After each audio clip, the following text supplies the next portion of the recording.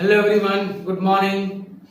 આજે આપણે એક ત્રિકોણમિતિના એવા ટોપિકમાં છીએ કે જે બહુ પાયાની વસ્તુ છે, મુખ્ય એનો આધાર છે, આખું ફાઉન્ડેશન છે એમ કહીએ તો પણ ચાલે. નામ છે તેનું યુનિટ સર્કલ એટલે એકમ વર્તુળ. એકમ વર્તુળની થોડી માહિતી આપણે આગળના લેક્ચરમાં આપી હતી, પણ આજે આપણે એમાં વધારે પ્રકાશ પાડવા માંગીએ છીએ. અને ગઈ વખતે મેં સાઇન અને કોસ ની વ્યાખ્યા પણ આપી છે. મેં માત્ર વ્યાખ્યા જ આપી છે, હજી આગળ આપણે વધ્યા નથી. હજી તો મારે tan cot sec cosec પણ વ્યાખ્યાયિત કરવાના છે, અને એ બધું વ્યાખ્યાયિત કરતા પહેલા બહુ બધી વસ્તુ આપણે ભણવી પડશે. સમજો કે કદાચ 2 લેક્ચર બીજા જતા રહેશે, અને પછી આપણે sin cos ની જે વ્યાખ્યા છે એનો પાછો ઉપયોગ કરવાના છીએ.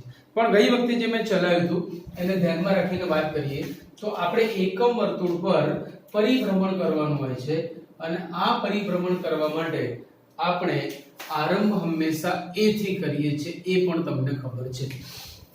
અહીંયાથી તમે બે દિશામાં પરિભ્રમણ કરી શકો છો. એક આ દિશા જેને મેં આપણી ભાષામાં સીધી દિશા અને આને ઊંધી દિશા કીધું હતું. જો સીધી દિશામાં તમે પરિભ્રમણ કરશો ત્યારે કેન્દ્ર સાથે જે ખૂણો બનતો હશે એ આપણે ધન લેવાનો, અને જ્યારે ઊંધી દિશામાં આપણે પરિભ્રમણ કરીએ ત્યારે કેન્દ્ર સાથે જે ખૂણો બને છે એ આપણે ઋણ લેવાનો. ત્યાર પછી આપણે એવી વાત થઈ હતી કે એકમ વર્તુળ પર ધારો કે ફરતા ફરતા ફરતા આપણે અહીંયા ક્યાંક આવીને ઊભા રહ્યા, એ બિંદુનું નામ પાડ્યું હતું P, અને એનું એડ્રેસ નક્કી કરવું હતું. એટલે આપણે કેન્દ્ર સાથે એને જોડ્યું, અને કેન્દ્ર સાથે જોડતાની સાથે એનો જે ખૂણો બન્યો એ થીટા બન્યો, અને એ થીટા ખૂણે રહેલું બિંદુ હોવાથી એને આપણે p થીટા એવું નામ આપ્યું હતું, અથવા એને બીજું નામ આવું પણ આપ્યું હતું, ત્રિમી બિંદુ. તમને યાદ હોય તો આખું નામ છે ત્રિકોણમિતીય બિંદુ. આખું નામ છે ત્રિકોણમિતીય બિંદુ અથવા ત્રિમી બિંદુ, એવું આપણે એને નામ આપેલું છે. બરાબર છે. હવે આ એકમ વર્તુળ પર મેં એક બીજો ટોપિક અધવચ્ચે મૂકી દીધો હતો, જો તમને યાદ હોય તો, કે ભાઈ લઘુચાપની લંબાઈ નું સૂત્ર છે L = pi r theta upon 180. પણ અહીંયા થીટા અંશ માપમાં છે, થીટા અંશ માપમાં છે. જો થીટાને આપણે રેડિયનમાં લઈએ તો 180 ની જગ્યાએ હું પાઈ મૂકીશ, so pi r theta upon pi, જ્યાં થીટા રેડિયનમાં છે.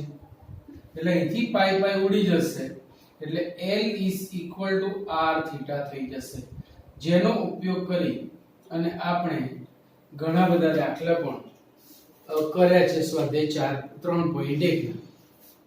L એ લઘુચાપની લંબાઈ છે, r એ જે તે વર્તુળની ત્રિજ્યા છે, અને થીટા એ લઘુચાપે કેન્દ્ર આગળ બનાવેલો ખૂણો છે. આ વસ્તુ તમે જાણો છો.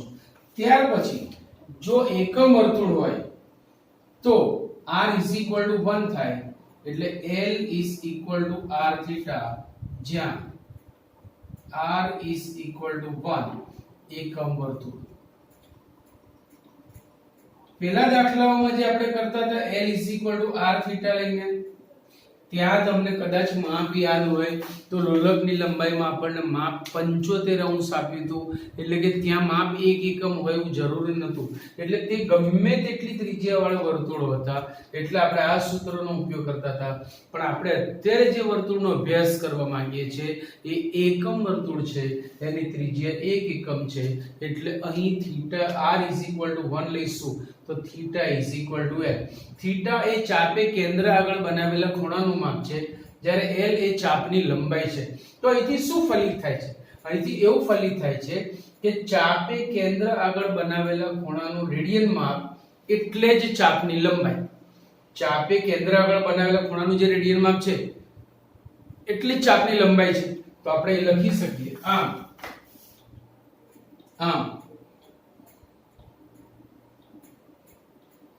ચાપે કેન્દ્ર આગળ બનાવેલા ખૂણાનું રેડિયનમાં એટલે જ ચાપની લંબાઈ. હવે બરાબર યાદ રાખો, ચાપે કેન્દ્ર આગળ બનાવેલા ખૂણાનું રેડિયન માપ એટલે જ ચાપની લંબાઈ. ધારો કે ચાપ એપી એ કેન્દ્ર આગળ જે ખૂણો બનાવ્યો છે એ ખૂણાનું રેડિયન માપ છે થીટા. તો ચાપ એપી ની લંબાઈ થીટા થઈ ગઈ. ચાપ એપી ની લંબાઈ કેટલી થઈ ગઈ? થીટા. આટલી વસ્તુ ભેજામાં ઉતરી રહી છે. હવે મારે ચાપ એબી ની લંબાઈ જોઈતી છે. જો મારે ચાપ એબી ની લંબાઈ જોઈતી હોય તો ચાપે કેન્દ્ર આગળ જે બનાવેલો ખૂણો છે, ચાપે કેન્દ્ર આગળ જે બનાવેલો ખૂણો છે એ 90 અંશનો છે. હવે 90 અંશનું રેડિયન સ્વરૂપ થાય π/2 એ આપણે જાણીએ છીએ. 90 અંશનું રેડિયન સ્વરૂપ થાય π/2 એ આપણે જાણીએ છીએ.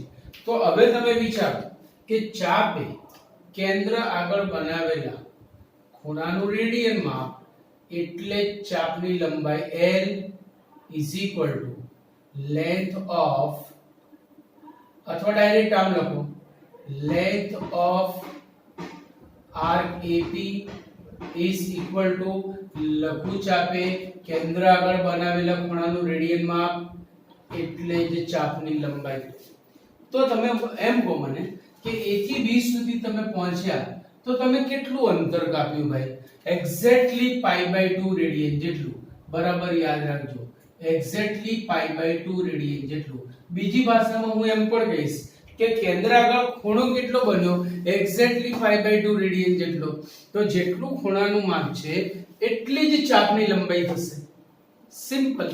જ્યાં સુધી એકમ વર્તુળ છે, whenever the radius is 1 unit, જો રેડિયસ બદલાઈ જશે તો પાછું આ માપ બદલાઈ જશે. ત્યારે તમારે આ સૂત્ર લેવાનું કે ધારો કે r બરાબર 2 છે તો થીટા એટલે કે ખૂણાને 2 વડે ગુણશો ત્યારે ચાપની લંબાઈ બનશે. એમ રીતે બરાબર છે. સો અત્યારે ચાપ AB ની લંબાઈ પણ π/2 રેડિયન છે અને ચાપે કેન્દ્ર આગળ બનાવેલા ખૂણાનું માપ પણ π/2 રેડિયન છે. Measure of angle AOB is also π/2 and therefore we can say ચાપની લંબાઈ એટલે જ ચાપે કેન્દ્ર આગળ બનાવેલા ખૂણાનું રેડિયન માપ. બરાબર વાત ભેજામાં રાખજો. આ લીટી બરાબર યાદ રાખજો. ત્રિકોણમિતિમાં થોડાક લેક્ચર પછી હું બોલીશ ત્યારે નવી ના લાગવી જોઈએ. ચાપે કેન્દ્ર આગળ બનાવેલા ખૂણાનું રેડિયન માપ એટલે જ ચાપની લંબાઈ.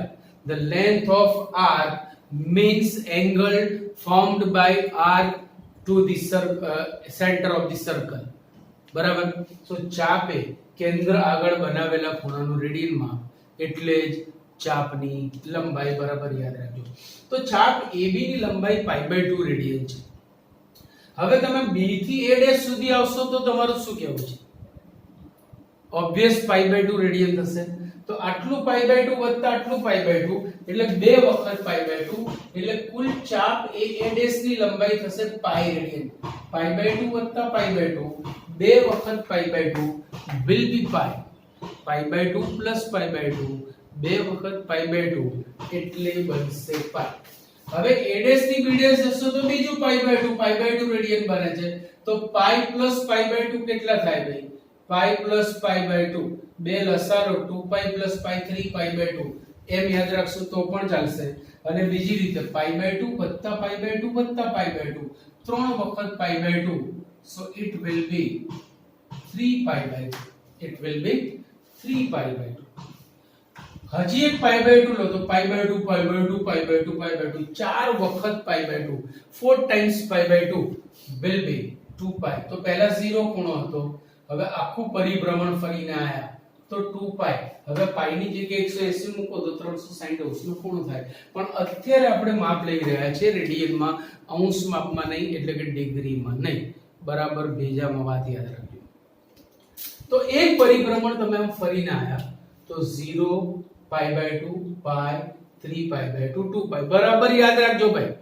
0 π/2 પાઈ 3 π/2 2 પાઈ. આ વાત થઈ સીધી દિશાની. મેં હમણાં જ કીધું કે જો તમે સીધી દિશામાં પરિભ્રમણ કરો છો તો જે ખૂણો મળે છે એ આપણે ધન લેવાનો, જો ઊંધી દિશામાં પરિભ્રમણ કરો છો તો જે ખૂણો મળે છે એ આપણે ઋણ લેવાનો. સમજાય છે કે નહીં? હવે જો આ જ વસ્તુ ઊંધી દિશામાં લઉં તો જો ધારો કે મેં અહીંથી ચાલુ કર્યું, ફરતા ફરતા ફરતા અહીંયા આવ્યા, π/2 રેડિયન અંતર કાપ્યું પણ દિશા ઊંધી છે, સો we will say it is -π/2. યાદ રાખજો, માઈનસની નિશાની તમને ઊંધી દિશા દર્શાવે છે. અંતર π/2 રેડિયન જ છે, ખૂણો બી π/2 રેડિયન, અંતર બી π/2 રેડિયન. ફરીથી અહીંથી અહીંયા ગયા એટલે કુલ કાપેલું અંતર બે વખત -π/2, સો it will be -π. ફરીથી આગળ ગયા 3 વખત π/2 પણ ઊંધી દિશા છે એટલે -3π/2 અને પછી પાછા a પર આયા એટલે 4 વખત π/2, સો will be -2π. આટલી વાત આપણા બેજામાં ઉતરવી જોઈએ. Clear point? તો જેટલું ખૂણાનું અંશ માપ નહીં, ધારો કે 90 અંશનો ખૂણો છે તો 90 અંશ આની લંબાઈ ન લગાય, પણ π/2 રેડિયનનો ખૂણો છે એટલે આને π/2 રેડિયનની લંબાઈ કહેવાય. કારણ કે આપણે સૂત્ર અહીંયા તારવેલું છે કે ચાપે કેન્દ્ર આગળ બનાવેલા ખૂણાનું રેડિયન માપ એટલે જ ચાપની લંબાઈ.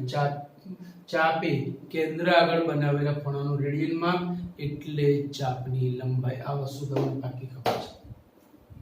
સો આ વાત અહીંયા આપણી પૂરી થઈ. હવે આને ને ત્રિકોણમિતિનો શું સંબંધ છે એ જોવા માટે હજી આપણે બીજા ખૂણાનો અભ્યાસ કરવો પડશે. કે આપણે જે માપ જાણીએ છીએ એ પ્રમાણે આ માપની વાત કરીએ. ધારો કે પાઈ રેડિયન એટલે 180 અંશ. આ આપણને ખબર છે. બે બાજુ 2 વડે ભાગીએ એટલે π/2 રેડિયન એટલે 90 ડિગ્રી. ધારો કે બે બાજુ 3 વડે ભાગીએ તો π/3 રેડિયન એટલે 60 ડિગ્રી. ધારો કે બે બાજુ 4 વડે ભાગીએ તો π/4 રેડિયન એટલે 45 ડિગ્રી. ધારો કે બે બાજુ 6 વડે ભાગીએ તો π/6 રેડિયન એટલે 30 ડિગ્રી. સો આ જે વસ્તુ છે એ આપણા માટે ખૂબ જ જરૂરી છે. એમાં 60, 45 અને 30 એ ત્રણે અંશમાં એટલે કે π/3 રેડિયન, π/4 રેડિયન અને π/6 રેડિયન એ ત્રણ રેડિયનમાં પહેલા ચરણના છે. તમે જુઓ 30 અંશ પણ બધા 90 થી નાના છે. સો all will be in first quadrant. બધા જ માપ પહેલા ચરણમાં આવશે. હવે આની ઉપર જ બહુ મોટી ગેમ છે ત્રિકોણમિતિની કે અહીંયાથી આપણે જોઈ શકીએ છીએ કે π/3, π/4 અને π/6 એ પહેલા ચરણના ખૂણાઓ બી કહી શકાય અને ચાપની લંબાઈ બી કહી શકાય. કે π/6 એકમ ચાપની લંબાઈ તો π/6 અંશનો ખૂણો π/6 રેડિયનનો ખૂણો બનાવે એ ચાપની લંબાઈ થશે. તો હવેથી હું આના માટે સીધો ખૂણા શબ્દ જ વાપરીશ કે ભાઈ π/3 ખૂણો ક્યાં આવે? પહેલા ચરણમાં, કારણ કે એના બરાબર 60 અંશ. π/4 ખૂણો ક્યાં આવે? તો કે પહેલા ચરણમાં, કારણ કે એના બરાબર 45 અંશ.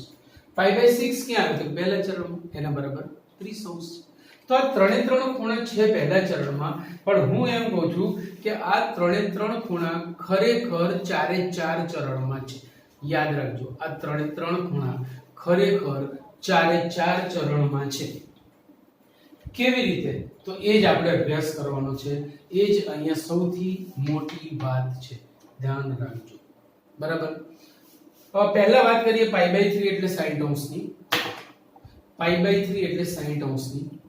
તો જો પહેલા ચરણનો π/3 એટલે આ π/3 યાદ રાખજો. બરાબર? ઇટ ઇઝ π/3 60 અંશ. પહેલા ચરણનો π/3 એટલે π/3. હું એમ કહું છું કે π/3 દરેક ચરણમાં છે. એકચ્યુઅલી આમ જોવા જઈએ એકોર્ડિંગ ટુ ઇટ્સ મેઝરમેન્ટ નથી, પણ mathematically two express in the form આપણે જે સ્વરૂપમાં દર્શાવવા માંગીએ છીએ એ સ્વરૂપ પ્રમાણે એ બીજા, ત્રીજા, ચોથા બધા જ ચરણમાં આવશે. સમજી ગયા આટલી વસ્તુ? કેવી રીતે? તો જો પહેલા ચરણનો π/3 એટલે π/3. હવે હું એક નિયમ એવો કહું છું કે તમે પરિભ્રમણ કરો છો. અત્યારે આપણે સીધી દિશામાં છીએ. સીધી દિશામાં છીએ એટલે મેં π/3 ધન લીધો. સીધી દિશામાં છીએ એટલે મેં π/3 ધન લીધો. હવે આગળ વધીશું તો બીજા ચરણમાં જઈશ. જેમ જેમ ચરણ બદલાય તેમ તેમ π/3 નો સહગુણક એક એક વધારતા જાઓ. 2π/3 3π/3 4π/3 5π/3 6π/3 એમ. પણ યાદ રાખો ઉડે તે ગમે નહીં. યાદ રાખો ઉડે તે ગમે નહીં અને ગમે નહીં તે લેવાય નહીં. ઉડે તે આપણને ગમે નહીં અને ગમે નહીં તે લેવાય નહીં. તો ધારો કે હું બીજા ચરણમાં આવ્યો તો બીજા ચરણનો π/3 એટલે 2π/3. બીજા ચરણનો π/3 એટલે 2π/3. એક સહગુણક વધાર્યો. સર તમે અહીંયા જ કેમ લખ્યું નહીં? તો મેથેમેટિકલી 2π/3 ને તમે અંશ માપમાં ફેરવશો, π/3 ની જગ્યાએ 60 મૂકશો તો 60 તો 120 અંશ એટલે 90 + 30. એ પ્રમાણે મેથેમેટિકલી એનું પ્લેસ આ જ આવશે એટલે મેં અહીંયા મૂક્યું છે. તો બીજા ચરણનો π/3 એટલે 2π/3. પાછા ફરતા ફરતા ફરતા અહીંયા આયા. ત્રીજા ચરણનો π/3 એટલે આપણે 3π/3 નહીં લઈએ કારણ કે તેમાં છેદ ઉડે છે. મેં હમણાં જ કીધું કે ઉડે તે ગમે નહીં ને ગમે નહીં તે લેવાય નહીં. સો 3π/3 ને લઈએ. સો we will take here 4π/3. આપણે અહીંયા લઈશું 4π/3. એકે ના પાડી તો આગળ વધી ગયા, 3 એ ના પાડી તો આપણે આગળ વધીને 4π/3 લીધા. કારણ કે જો તમે 3π/3 લેતા ને તો 3 ઉડીને π અહીંયા આવતું. આપણને રસ π/3 માં છે, π માં નહીં. આપણને રસ π/3 માં છે, π માં નહીં. બરાબર છે. તો ત્રીજા ચરણનો π/3 એટલે 4π/3. પાછું આગળ ગયા એના પછી ચોથા ચરણનો π/3 સોરી અહીંયા આવશે 4π/3. It's my mistake. અને ચોથા ચરણનો π/3 એટલે એ બનશે 5π/3. કારણ તો કે π/3 એટલે 60 અંશ, 6 ચોક 24 240 અંશ ને એમાં 30 ઉમેરી એટલે 270 અંશ આવે. તો આ પહેલા પરિભ્રમણની વાત થઈ. તમે આ એકમ વર્તુળ પર ગમે તેટલા પરિભ્રમણ ફરી શકો. તમે આ એકમ વર્તુળ પર ગમે તેટલા પરિભ્રમણ ફરી શકો. પ્રોસેસ હજી ચાલુ છે. 5π/3 પછી આવશે 6π/3. પણ 6 માં પાછો છેદ ઉડે છે એટલે લેવાનું નહીં. So it will be 7π/3. હવે 7π/3 શું થયું? તો કે જે પ્લેસ π/3 નું છે એ જ પ્લેસ 7π/3 નું છે. ડિફરન્સ ઇઝ ઓન્લી ધેટ કે π/3 એ પહેલા પરિભ્રમણ દરમિયાનનો પહેલા ચરણનો ખૂણો છે, જ્યારે 7π/3 એ બીજા પરિભ્રમણ દરમિયાન પહેલા ચરણનો ખૂણો છે. એટલે એક પરિભ્રમણ તો તમે પૂરું કર્યું, હવે બીજું પરિભ્રમણ ચાલુ કર્યું અને તમે આ પ્લેસ ઉપર આયા. એની આ વાત થઈ રહી છે. સો π/3 and 7π/3 are at the same place, but the values are different. π/3 means પહેલા પરિભ્રમણનું પહેલા ચરણનો ખૂણો, જ્યારે 7π/3 એટલે બીજા પરિભ્રમણનો પહેલા ચરણનો ખૂણો. આખી વાત ભેજામાં આવી રહી છે. 7 પછી આવશે 8π/3. સો 8π/3 માટે બી આપણે એવું જ કહી શકીએ. for 8π/3 we can say same કે ભાઈ 8π/3 અને 2π/3 બંનેના પ્લેસ તો એક જ છે. both are at the same place, but their values are different. કેમ? તો કે 2π/3 એ પહેલા પરિભ્રમણનો બીજા ચરણનો ખૂણો છે, જ્યારે 8π/3 એ બીજા પરિભ્રમણનો બીજા ચરણનો ખૂણો છે. 8π/3 પછી 9π/3 આવશે, પણ 9 માં છેદ ઉડે છે માટે લેવાય નહીં. so we will take 10π/3. we will take 10π/3. after that it will be 11π/3. so this is the difference. હવે 11 પછી આવશે 12π/3. 12 લેવાય નહીં એટલે આપણે લઈશું 13π/3. તો આ ત્રીજું પરિભ્રમણ ચાલુ થયું. આમ તમે n પરિભ્રમણ સુધી જઈ શકો છો. so 13π/3, 7π/3 and π/3 are at the same place but all are different. 13π/3 એ બીજા પરિભ્રમણ ત્રીજા પરિભ્રમણનો પહેલા ચરણનો π/3 છે. 13π/3 is π/3 of first quadrant during third rotation, third revolution. ત્રીજા પરિભ્રમણ વખતનો એ ખૂણો છે, બરાબર યાદ રાખજો. Clear point? ડન. સો એ જ પ્રમાણે તમે આગળ જઈ શકો. હવે આ જ વસ્તુને આપણે ઊંધી દિશામાં લઈએ તો ઊંધી દિશામાં તે આવું થશે. જો ધારો કે અહીંથી પરિભ્રમણની શરૂઆત કરી, આપણે ઊંધી દિશામાં જવું છે. સો ઊંધી દિશા હોવાના કારણે we will say it is -π/3. we will say it is -π/3. પછી -2π/3. નિયમ એનો એ જ આવશે, ઉડે તે ગમે નહીં અને ગમે નહીં તે લેવાય નહીં. ઉડે તે ગમે નહીં, ગમે નહીં તે લેવાય. -2π/3 પછી -3π/3 લઈ લઈએ, -4π/3 પછી આવશે -5π/3 પછી પાછું -7π/3 -8π/3 -10π/3 -11π/3. એમ ઊંધી દિશામાં પણ તમે ગમે તેટલા પરિભ્રમણ કરી શકો છો. તો આ આખી વાત થઈ π/3 ની. તમે જુઓ દરેક પરિભ્રમણ વખતે તમને દરેક ચરણમાં π/3 મળવાનો છે. સ્વરૂપ જુદા જુદા છે because of the revolutions, કે ભાઈ તમે કેટલામાં પરિભ્રમણમાં છો એની ઉપર એ આખો આધાર રાખે છે. Clear point? એના પછી વાત આવશે π/4 ની. Exactly like this. π/4 એટલે 45°. 45° પણ પહેલા ચરણનો ખૂણો છે. સો પહેલા ચરણનો π/4 એટલે જ π/4. પહેલા ચરણનો π/4 એટલે જ π/4. બીજા ચરણનો π/4 એટલે 3π/4. કારણ શું? તો કે જો તમે 2π/4 લેશો તો એમાં છેદ ઉડશે, છેદ ઉડે લેવાય નહીં. આપણે હમણાં જ કીધું ને કે ઉડે તે ગમે નહીં ને ગમે નહીં તે લેવાય નહીં. તો બીજા ચરણના π/3 માં છેદ ઉડશે, આથી તે આપણે લેવાના નથી. એના પછી 3π/4 પછી 4π/4 નહીં લેવાય, so it will be 5π/4. પછી 6 નહીં લેવાય, 7π/4. એક પરિભ્રમણ પૂરું થવાય. પછી 8 નહીં લઈએ, અહીંયા આવશે 9π/4. so what is the difference between π/4 and 9π/4? π/4 એ પહેલા પરિભ્રમણ દરમિયાન પહેલા ચરણનો ખૂણો છે, જ્યારે 9π/4 એ બીજા પરિભ્રમણ દરમિયાન પહેલા ચરણનો ખૂણો છે. this is the difference. 9π/4 પછી આવશે 11π/4, then 13π/4 12 નહીં લઈ શકીએ, then 14 બી નહીં લઈ શકીએ, 15π/4. એ જ રીતે આપણી ગાડી આગળ વધશે. તમે n પરિભ્રમણ સુધી આમને આમ ફરી શકો છો. હવે આ જ વસ્તુ ઊંધી દિશામાં જોવી હોય તો અહીંથી આપણે પાછી આપણી પ્રદક્ષિણા ચાલુ કરી, આપણું રોટેશન ચાલુ કર્યું. તો ઊંધી દિશામાં પહેલા આ આવ્યું, so it will be -π/4. -45° નો જ ખૂણો બનશે. અહીંયા ખૂણો 45° નો બને છે, π/4 રેડિયન નો બને છે, but the direction is totally improper. wrong direction છે. right direction, wrong direction, right? so wrong direction માં છો, it means એંગલ નેગેટિવ લેવાનો, so we are taking -π/4. પછી બીજા ચરણમાં ગયા તો -2π/4, પણ એમાં છેદ ઉડે છે એટલે -3π/4.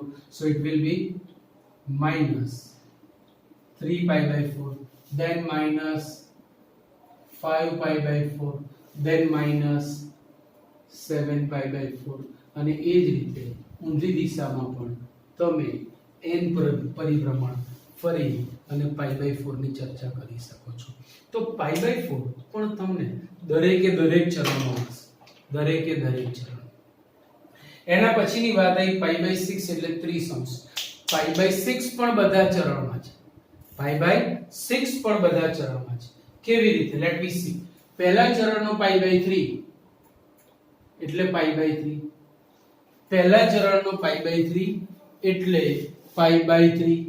એ જ રીતે આપણે આગળ જઈએ. જો પહેલા ચરણમાં π/3, હવે ફરતા આગળ ગયા, બીજું પણ ચરણ આવ્યું, બીજા ચરણમાં એનો એક સહગુણક વધી જશે, so it will be 2π/3.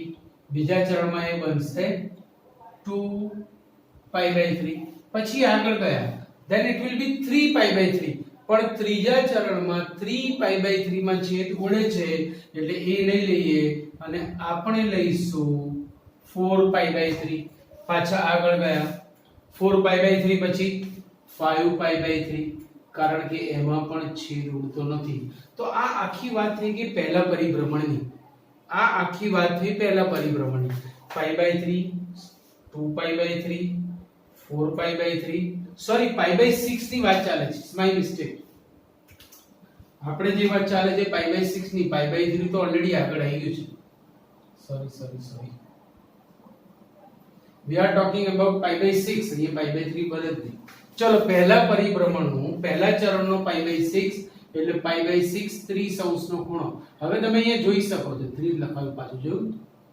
હવે તમે અહીંયા જોઈ શકો છો 30° 45° ને 60° આપણે ક્રમમાં લીધું છે એટલે મેથેમેટિકલી આ પ્રોપર છે. આપણે રેન્ડમ ડિઝાઇન બનાવવા માટે કે એવા કોઈ પર્પસ થી નથી લીધું. જે ખરેખર માપ મળે છે એને રિગાર્ડિંગ મેં આ બધી વાત કરી છે. રાઈટ. સો પહેલા પરિભ્રમણનો પહેલા ચરણનો π/6 એટલે π/6. પછી આયા બીજા ચરણમાં ધારો કે લીધું 2π/6 તો છેદ ઉડે છે. 3π/6 છેદ ઉડે છે. 4π/6 છેદ ઉડે છે. સો we will take 5π/6. 5π/6 એમાં છેદ નથી ઉડતો. તો જે બીજા ચરણનો π/6 છે એ થશે આપણો 5π/6. એના પછી ત્રીજા ચરણમાં ગયા સો ઇટ વિલ બી 6π/6 માં છેદ ઉડશે. નો લેવાય એટલે 7π/6. 7π/6. પાછું આગળ વધ્યા 8 ના લેવાય 9 ના લેવાય 10 ના લેવાય 11 લઈશું 11π/6. આ આખી વાત થઈ ગઈ આપણી પહેલા પરિભ્રમણની. આગળ ગયા 11 પછી 12 નો લેવાય એટલે 13π/6. 13 પછી આવશે 14 ના લેવાય 15 ના લેવાય 16 ના લેવાય 17π/6. 17π/6. 18 ના લેવાય 19π/6. 19π/6. પછી 20 ના લેવાય 21 ના લેવાય 22 ના લેવાય 23π/6. તો આ બધી વાત થઈ ગઈ π/6 માટે સીધી દિશામાં. આમ કરતા કરતા તમે અહીં n પરિભ્રમણ ફરી શકો છો. આ જ વસ્તુ ધારો કે ઊંધી દિશામાં તમે માંગી તો જો ફરતા અહીંયા પહેલા પરિભ્રમણ દરમિયાન ચોથા ચરણનો π/6 એટલે -π/6. ઊંધી દિશા છે ભાઈ. 30° નો જ ખૂણો બન્યો એટલે π/6 જ, but the direction is wrong. So -π/6. પછી અહીંયા આયા -2π/6 નો લેવાય -3 નો લેવાય -5π/6. હવે સમજી શકાય છે ને. પછી આવશે -7π/6. પછી 8 9 10 ના લેવાય -11π/6. તો આ બધી જ વસ્તુ તમે જાણો છો ભાઈ કે π/6 13π/6 -11π/6 are at the same place. Difference is only that their values are different. Like π/6 30° પહેલા પરિભ્રમણનો પહેલા ચરણનો, 13π/6 એ બીજા પરિભ્રમણનો પહેલા ચરણનો, -11π/6 એ સીધી ઊંધી દિશાના પહેલા પરિભ્રમણનો પહેલા ચરણનો ખૂણો.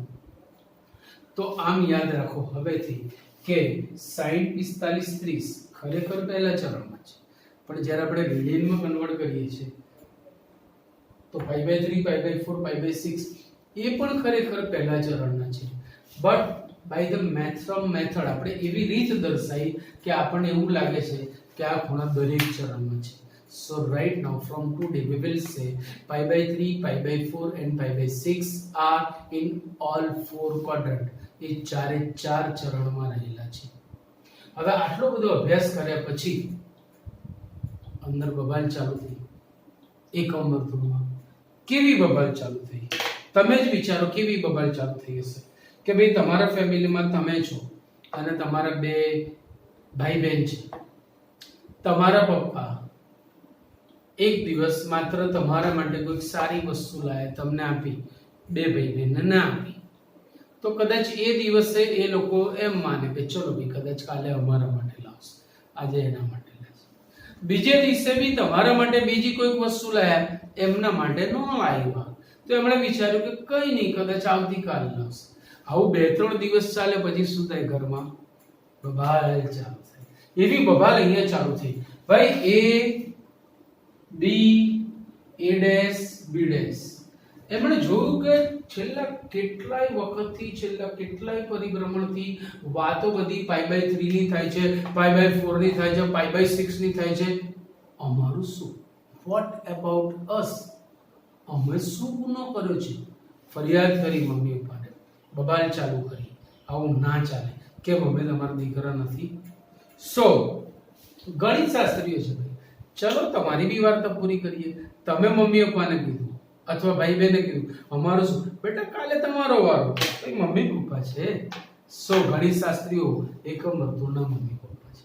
હવે આપણે અહીંયા અભ્યાસ ચાલુ કર્યો, તો હું એ બી એ ડેશ બી ડેશ ની વાત કરવા માંગુ છું. હવે એમના માટે ચર્ચા કરીએ. શું હોઈ શકે? Let me C. ચલો એ માટે જોઈએ. તમે પરિભ્રમણ કરવાનું અહીંથી શરૂ કરો છો એટલે તમે 0 અંશને ખૂણે ઊભા છો, બરાબર યાદ રાખજો. પછી ફરતા ફરતા ફરતા π/2 અંતર કાપ્યું ને બીજું π/2, એટલે 2 વખત π/2 અંતર કાપ્યું, એટલે એ ઉપર પાઈ આવ્યું. અને એમ બી તમે સમજી શકો છો, આગળ આપણે અહીંયા ચર્ચા કરેલી છે કે ભાઈ 180 અંશનો ખૂણો બને એટલે પાઈ રેડિયનનો ખૂણો બને, એટલે પાઈ રેડિયન જેટલું અંતર કાપ્યું કહેવાય. કારણ કે ખૂણાનું રેડિયન માપ એટલે ચાપની લંબાઈ આપણે એ પણ જાણીએ છીએ.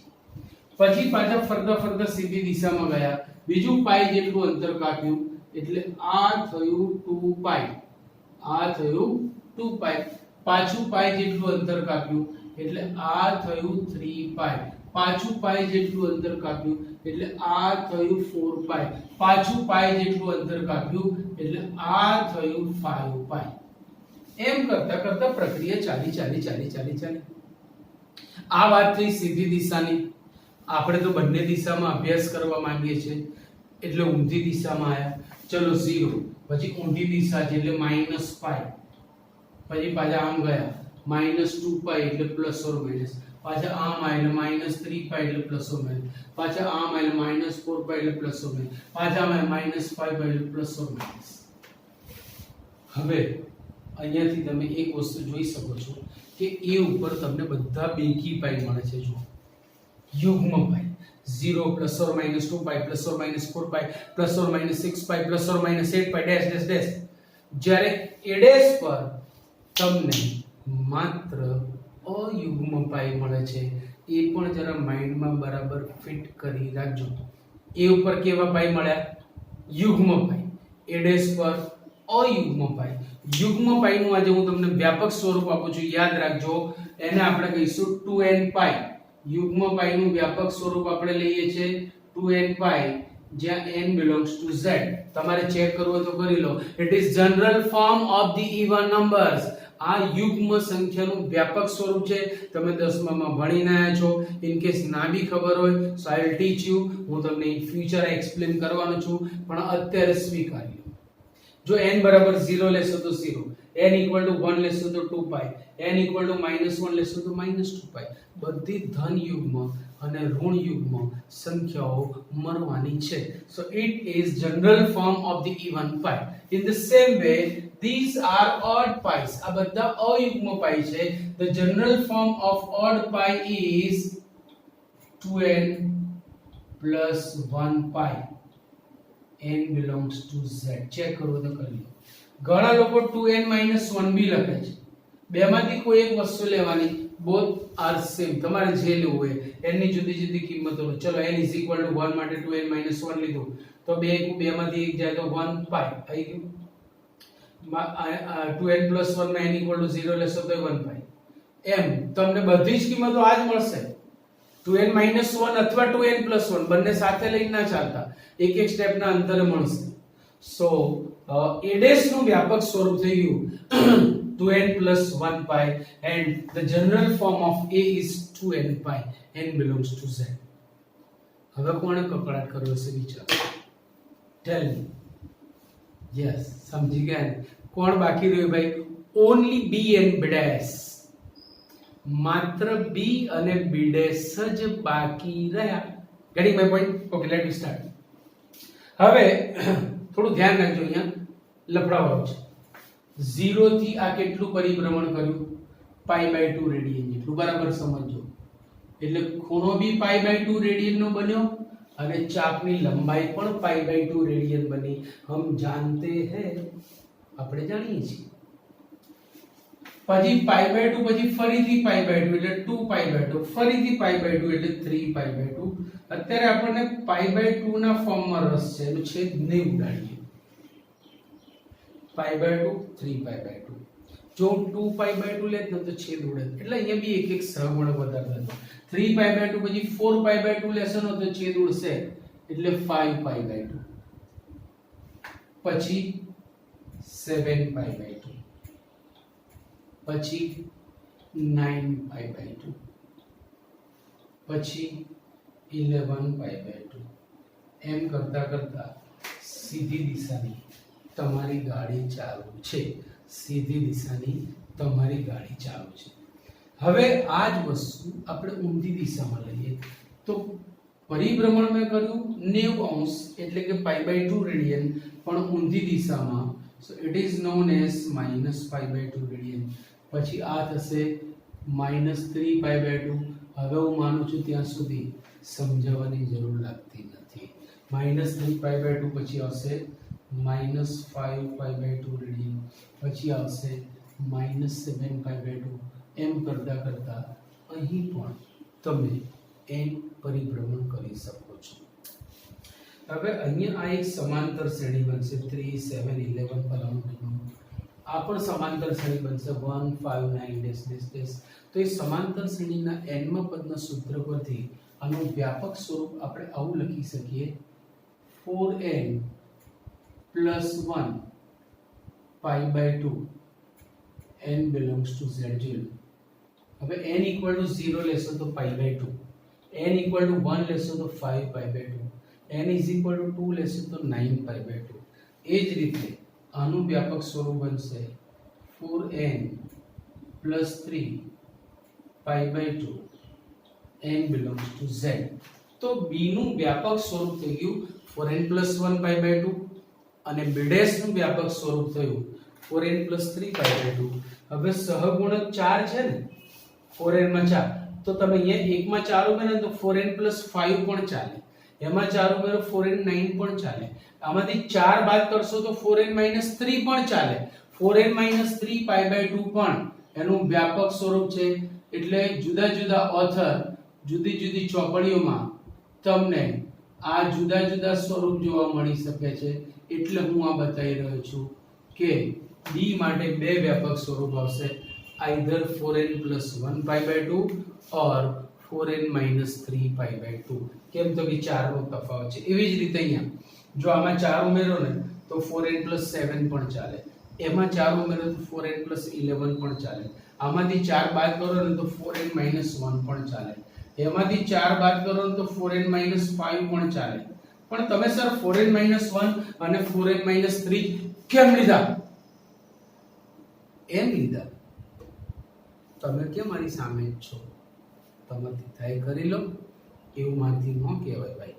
એટલે એ લીધા કે જે સહગુણક છે એના કરતા આ ઉમેરાયેલી કે બાદ થયેલી સંખ્યા નાની હોય તે સ્વરૂપ સ્વીકાર્ય સ્વરૂપ છે. તમે અહીંયા 4n + 5 લખો તો પણ સાચું છે, 4n 9 પણ સનાતન સત્ય છે, પણ સ્વીકૃત પરિણામ કયું છે? સ્વીકૃત પરિણામ એ છે કે આ જે ઉમેરાયેલી કે બાદ થયેલી સંખ્યા છે એ તેના સહગુણક કરતા નાની હોય એવા સ્વરૂપ સ્વીકાર્ય સ્વરૂપ છે. એટલે મેં સ્વીકાર્ય સ્વરૂપ લખ્યા છે.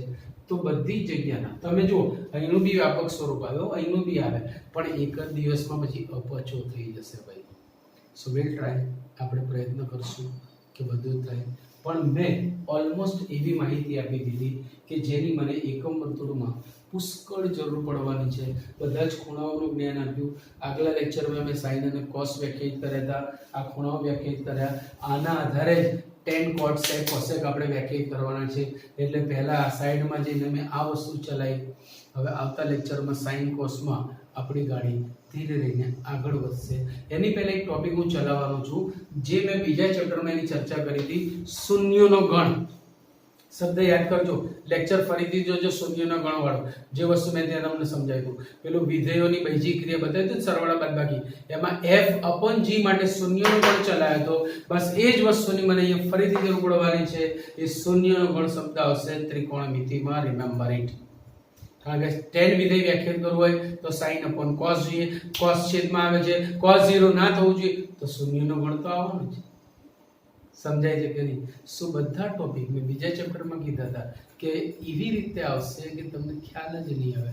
આ તો મેં કીધું એટલે, બાકી જો મેં ચૂપચાપ શૂન્યનો ગણ ભણાવ્યું હોત ને તો તમને એમ જ આ નવો ટોપિક છે, આવું આગળ ક્યાં આવ્યું છે ભાઈ? બધી એવરીથિંગ જે ચેપ્ટર 2 ની છે એ બધે જ કામ આવશે. રાઈટ? સો આજે અહીંયા સુધી રાખીએ છીએ. એકમ વર્તુળ પર પૂરેપૂરી ઓલમોસ્ટ મેં માહિતી આપી દીધી છે. પોસિબલ હોય તો આ લેક્ચર 2 વખત જોજો, જેથી ઇન ફ્યુચર તમને વાંધો આવે નહીં. Okay, C you, Tata.